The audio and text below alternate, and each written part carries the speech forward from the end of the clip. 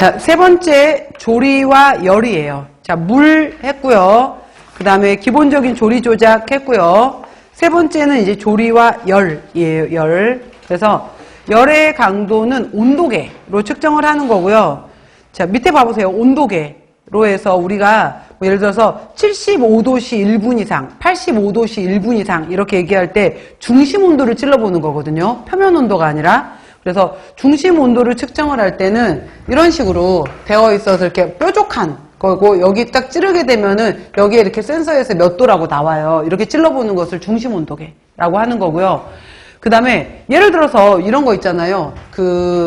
우리 코로나 때 많이 했었잖아요. 손목에다가 체온 재는 거, 내지는 이마에다가 체온 재는 거, 이런 식으로 해서 표면. 그래서 이거는 이제 냉동식품의 경우에 여러분들 나중에 단체급식 때 배우실 건데, 검수할 때 반드시 마이너스 18도씨 이하로 유통이 되었는지 확인해라, 이런 것들이 있어요. 그랬을 때 이게 그렇다고 해서 냉동 덩어리 고기를 찔러보기도 그렇잖아. 그런 경우에 표면에다가 이렇게 이제 접촉해 보는 방법이 있어요. 그거를 표면 온도계 같은 경우에가 바로 적외선 온도계 이렇게 얘기를 해요. 그래서 탐침 온도계, 적외선 온도계가 있다라는 거고요. 그 다음에 자, 이거예요.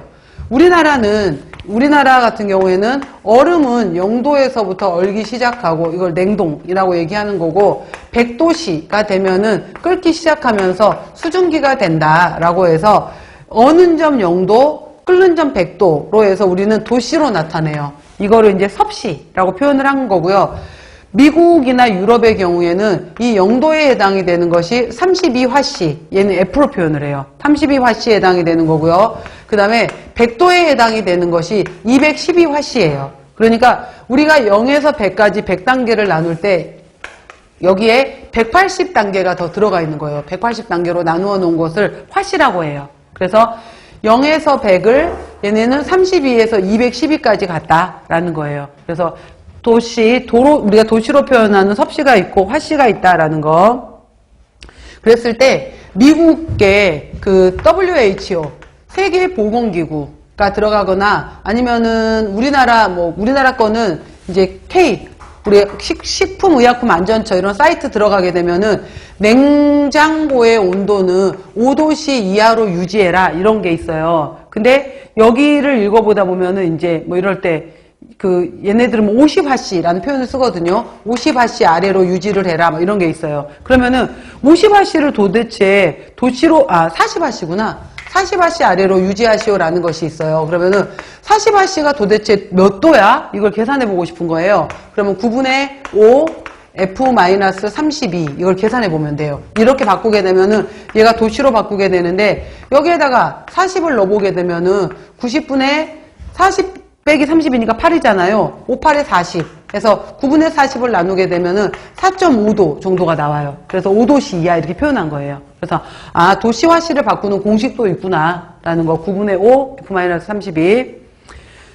자, 그 다음에 이제 전도, 우리가 열을 이용할 때 이게 있어요. 우리가 이제 일반적으로 만약에 가스레인지 위에다가 냄비가 올려져 있었어요. 그럼 여기에서 불꽃이 이렇게 위로 올라가. 불꽃이 냄비 바닥에 이렇게 직접적으로 냄비 바닥에 해당이 되는데 불꽃이 올라갈 거예요. 불꽃이 직접 닿은 것을 우리가 복사열 이렇게 얘기를 해요. 복사열이라고 얘기해서 냄비 밑바닥을 보게 되면은 검정색, 프라이팬 밑바닥 생각해 보세요. 검정색에 돌돌돌돌 거칠거칠하게 말려 있잖아요.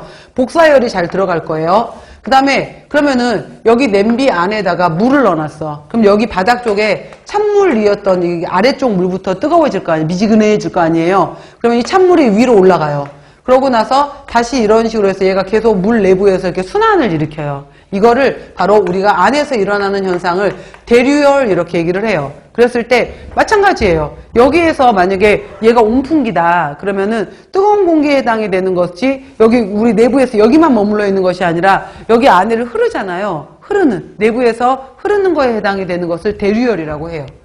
그 다음에 여기 밑바닥부터 뜨거워지다가 점점 위로 타고 계속 뜨거워질 거 아니야. 그 다음에 나중에 이렇게 있게 되면은 냄비 위쪽에 이런 뚜껑, 나중에 이러한 좀 싼 거다라고 하게 되면은 손잡이까지도 뜨거워질 수 있잖아요. 손잡이는 뜨겁지 않은 재질로 만들어야 되는 거잖아요.